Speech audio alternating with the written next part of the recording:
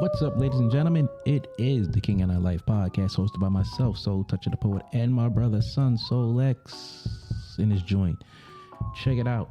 Hit us up, www.kingandilife.com, for all our podcast info. Subscribe to whatever podcast platform that you choose. Also, hit us up, KINGANDEYE369@gmail.com. Email us your suggestions, your feedback, and all that good stuff. Tune in to us live on Facebook, YouTube, and Twitter, Wednesdays, 7:30 p.m. Eastern Time. And make sure you like, subscribe, and share, because we are all over all those social media platforms. Stay tuned for the good stuff. Yeah, we out.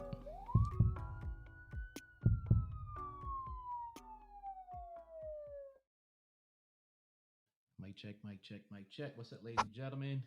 It is the King and I Life podcast. Yes. By me, your man, Soul Toucher the Poet, and my brother. Yo, we are Son back. Soul We are X. back. We are back. Getting into 2022. You know how to get at us. www.kingandilife.com. Son Soul X, what you got for them?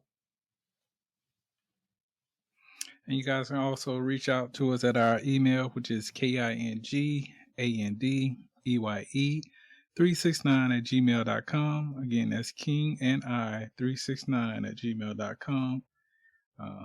Again, we just want to thank you guys for all the support and positive feedback. Again, we're just now getting into this year, so we're expecting to do big things. We're behind the scene making things happen, but again, we've learned not to announce anything until it's done. Right. Yo. That is crucial out here. Definitely got to keep a good, nice little pulse on that, because, hey, we get excited. We want to throw things out there, and then it's like curveballs come hard.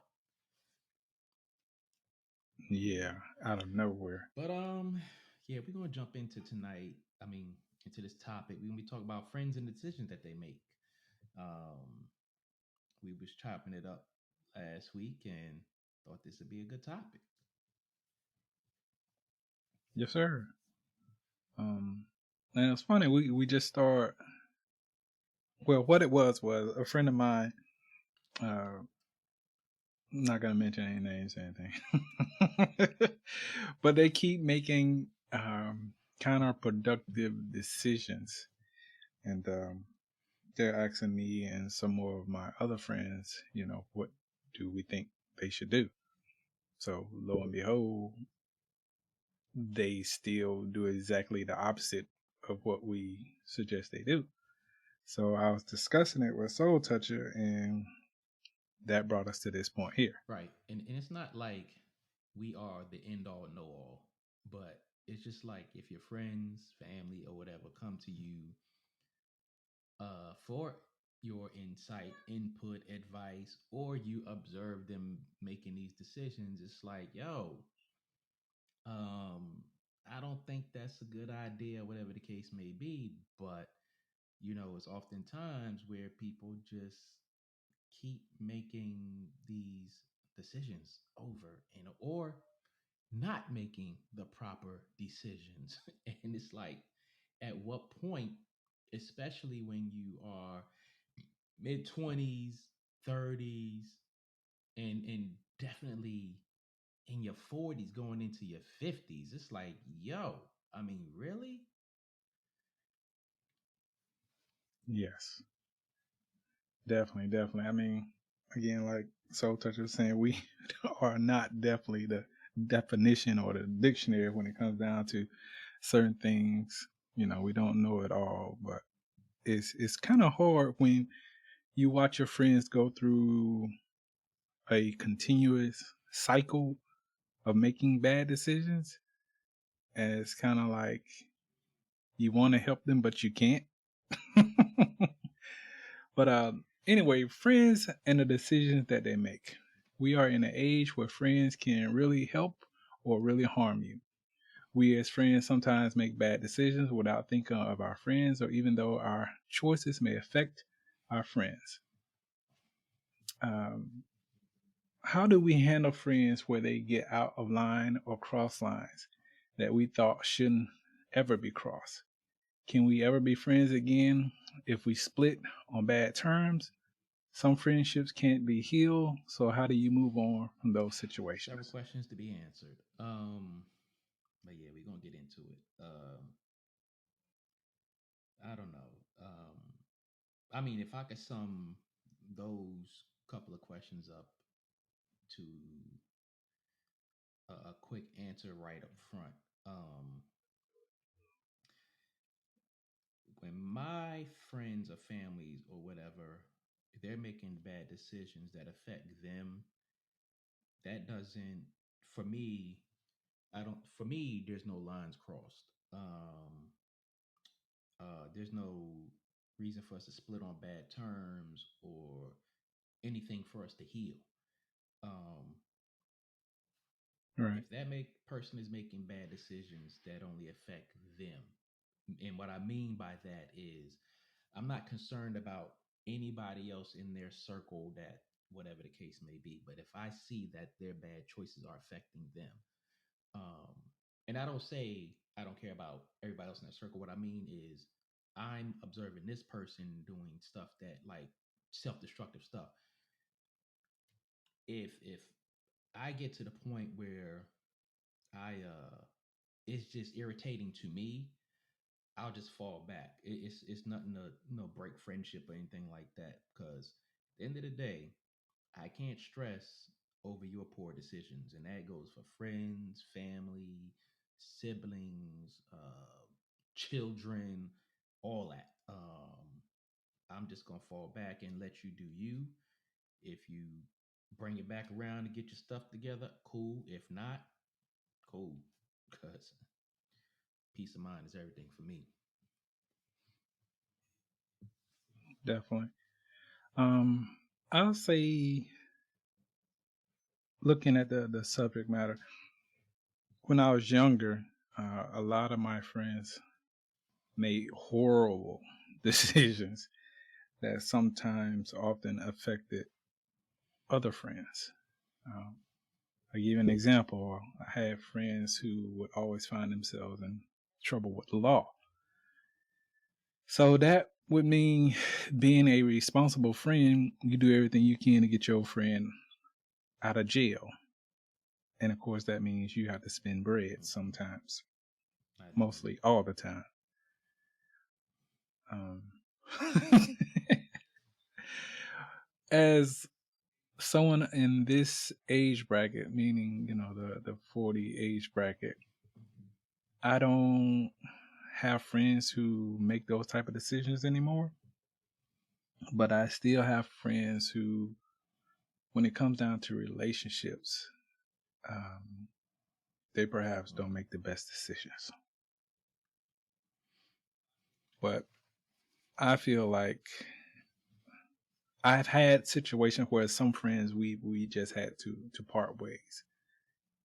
Um, I hate it had to be like that, but when you see friends start making decisions where, um, they obviously don't care about, you know, our friendship, then it's pretty much, I can't hold a situation together if you're choosing to continuously bring things in between us to separate us.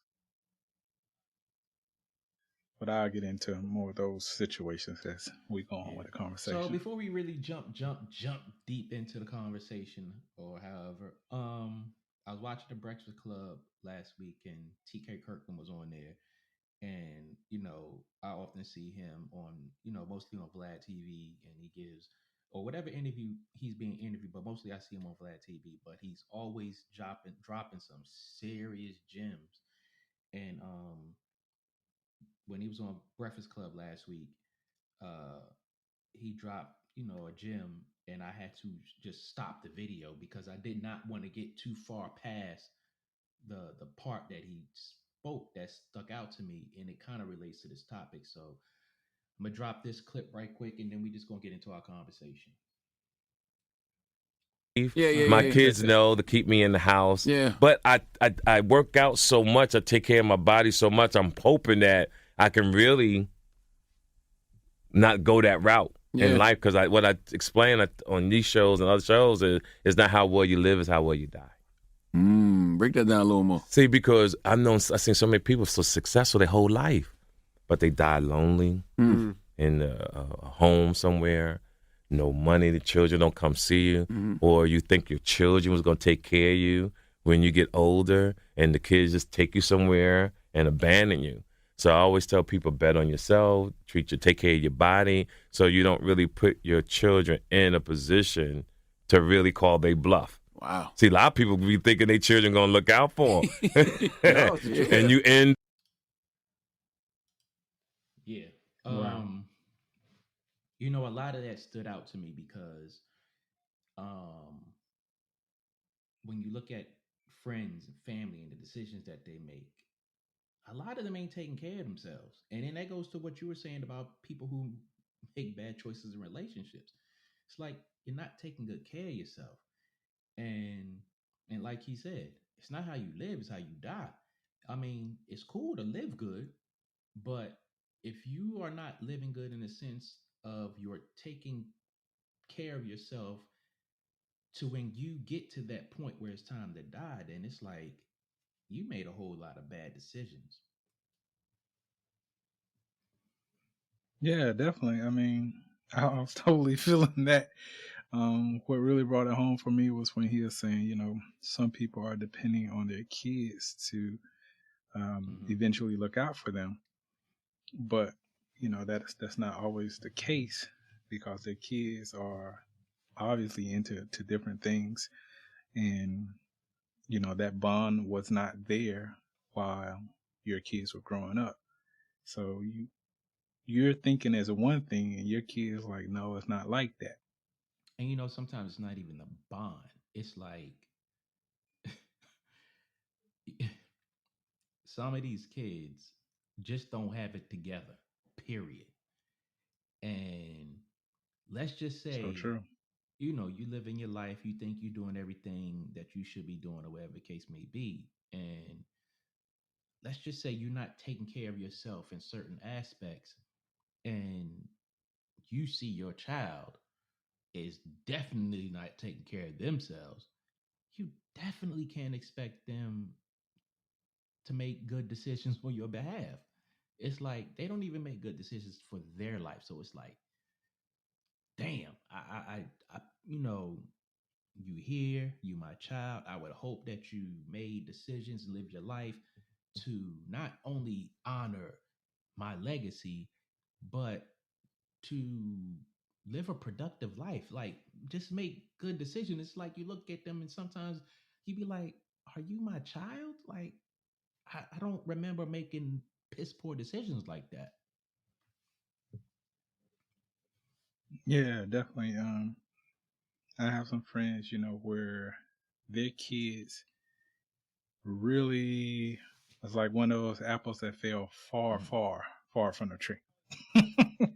Because you look at the parent, or you know the parent, and you be like, now this is someone who has been responsible, you know, may have not been the best parent, you know, in the world or anything, but at least they were responsible when it came down to, you know, the Mm-hmm. well-being of their children. Um, and then the next thing you know, their kids are basically screwing them over, meaning um, when it comes down to financial situations, or perhaps not being honest, um, going out of their way to get in trouble. And then when you as a parent come and rescue them, they leave you hanging, meaning they leave you with more debt than what you know, can really afford. Um, so on and so forth, things along that line. Well, I can tell you right now, I refuse to or allow a child or allow myself to go in debt over a child. Um, because from birth to you 18, we working this out on how you should, or how how you should live your life, whether it's my input, your input, our input, group decision, group talk, whatever the case may be. But once you start smelling your ass, then you. Um, Now I can understand helping you out here and there when stuff comes up that you ain't prepared for, or all of a sudden, stuff like that. But if you are out there deliberately making piss poor decisions and not taking responsibility or accountability for your piss poor decisions and blaming everybody else, I really got nothing for you. And that especially comes with friends, because it's like, yeah, you be friends, but at some point, you still a grown up. Like, you really a grown up. And I just don't get it. So true. I have one friend who comes from a well-to-do family. He and his sister. Well, his father, once my friend became an adult, my friend wanted to own his own businesses or start a business at that particular time. So he got a loan from his father. His father, said, I'm going to give you this money, but we're going to make a contract. My friend, was like, sure, no problem. My friend paid his father back every single dime. But his sister would consistently get into situations where she constantly needed money. And his father, meaning my friend's father, would just give it to her. Don't worry about paying it back. Just give it to her. So my friend had a problem with that. He was like, he called his dad to the side. I was like, it's kind of unfair, that here I am doing something responsible with the money that you gave me, although it was a loan and I paid you back. Why are you constantly giving her money and she doesn't have to pay you a dime back? And his father's answer was, well, you're responsible. Your sister's not responsible. And, my friend, he was really bugging about that. He was like, how do that make sense? That doesn't make any sense whatsoever. But the crazy part about that is my friend's father passed away. Now, mind you, I'm telling you, my friend comes from a well-to-do family. And when his father passed, besides the money he had set aside for, my friend's mother, everything went to my friend. Everything, like every property, every piece of equipment, every single nickel and dime and penny went to my friend, and his sister got nothing. So, my friend asked his mom, like, why did dad do that? Because you're responsible. And her reply was, you're responsible. Okay, I get it. Yeah, so it was a trip, he was telling me about that. And anyway, he still has, from time to time, help his sister out when she would come across, crazy situations where, she needed some financial help. But anyway, so our first talking point is, so how do you choose your friends? I don't even know. Damn. That's an interesting question. Making a decision to choose who you consider a friend, I guess that depends on a lot, because as we were kids growing up and we were hanging around with people, whatever the case may be, hey, that's my friend. Not even knowing the real definition of a friend, but bringing it up to this point, I would say I choose who I consider a friend based upon the relationship that we had over a considerable amount of time. Um, and that's not to say because I've known somebody for 5, 10, 15, 20, 30 years that they're a friend. Um, because people can fall in and out of friendship.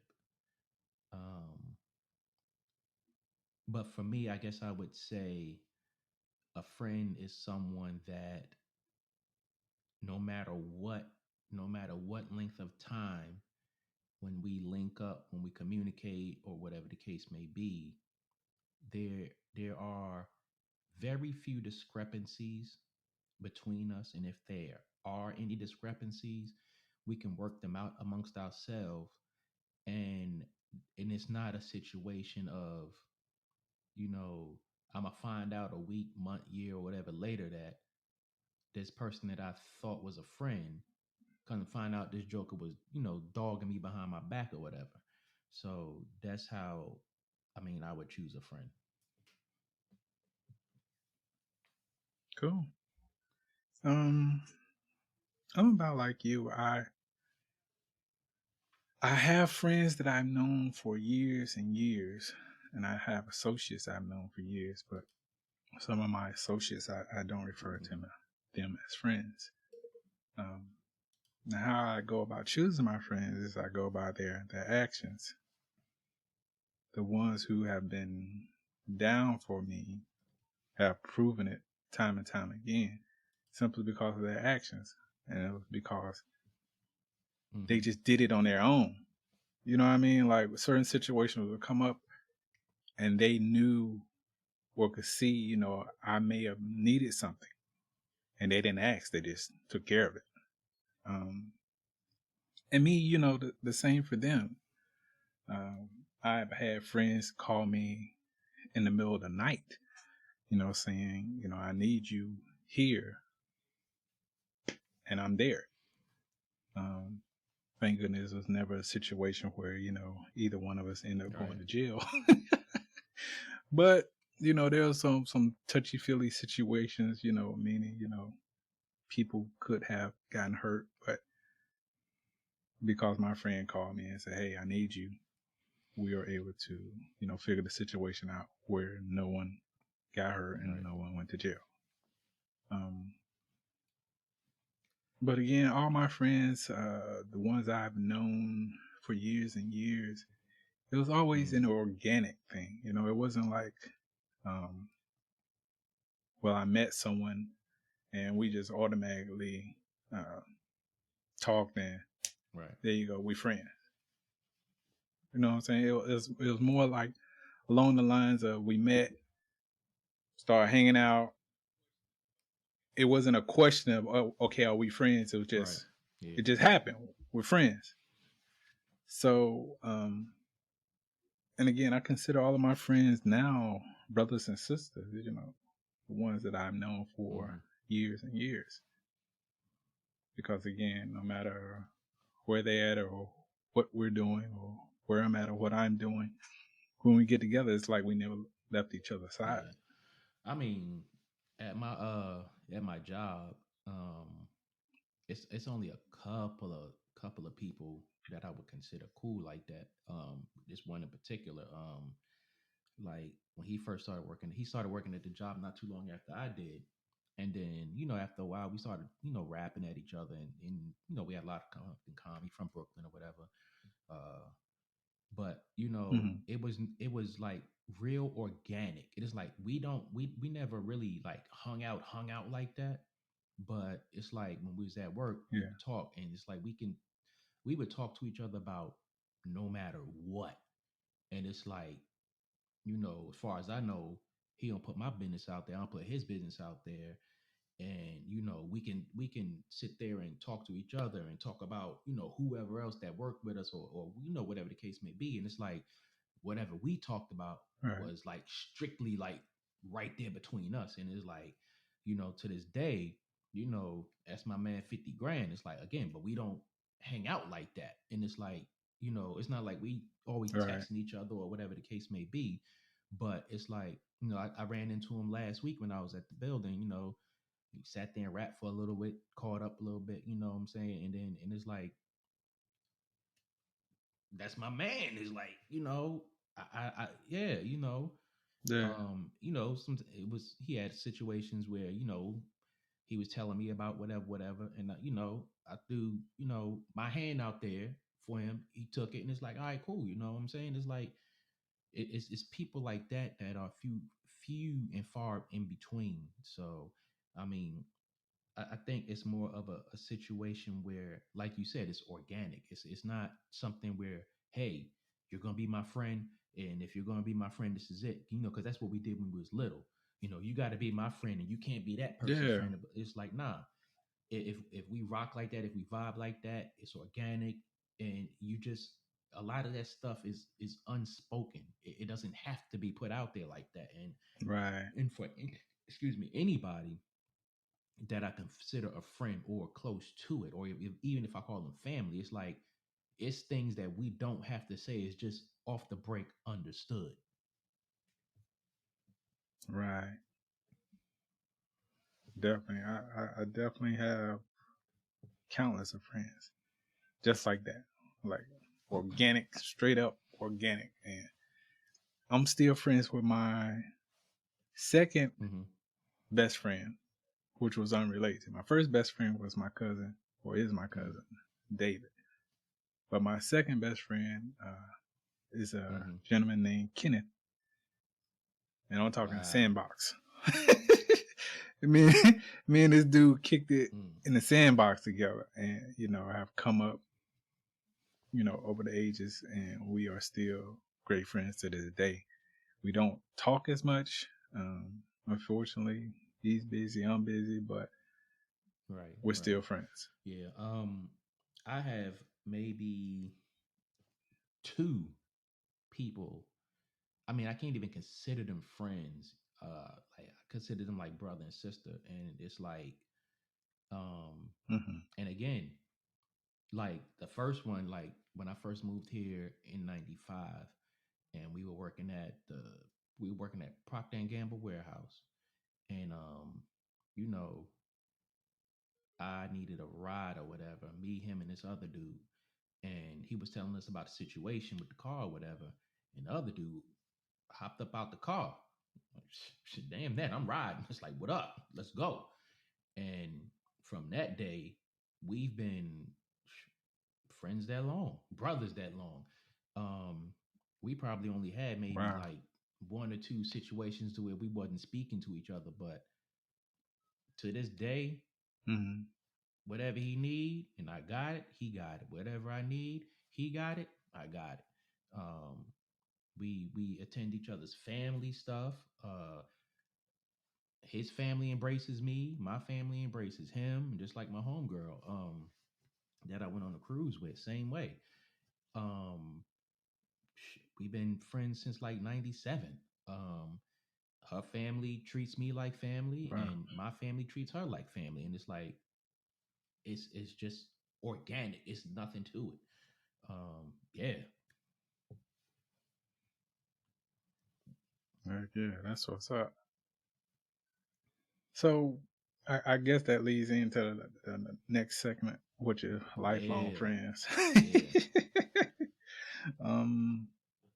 Again, my second best friend is Kenneth or Ken.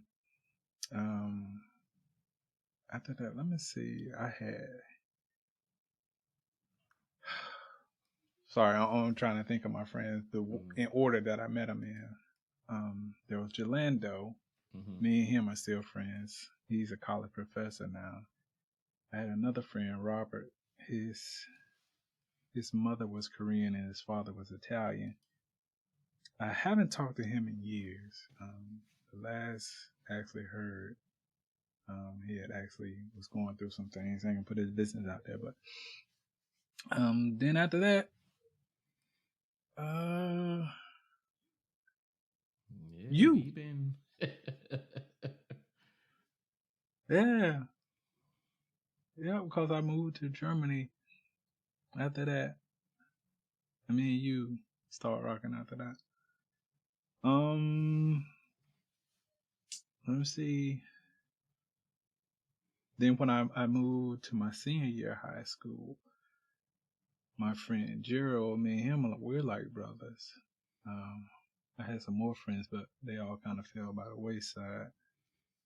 Let's see. Then when I went to college, there was my friend Karki, and there was my friend Dunn. And unfortunately, my friend Dunn passed away. Let me see.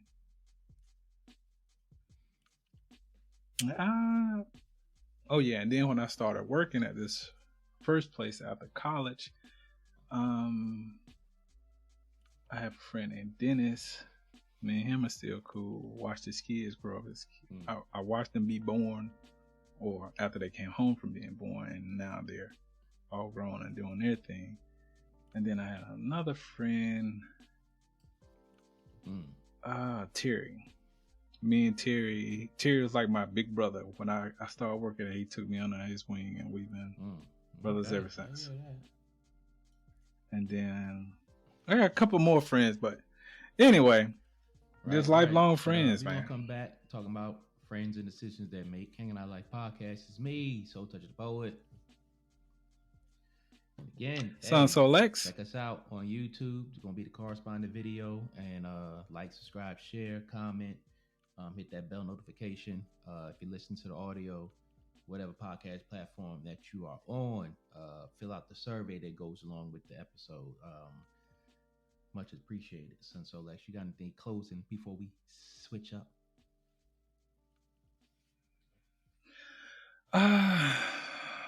Nope, not at this time. Not at this time.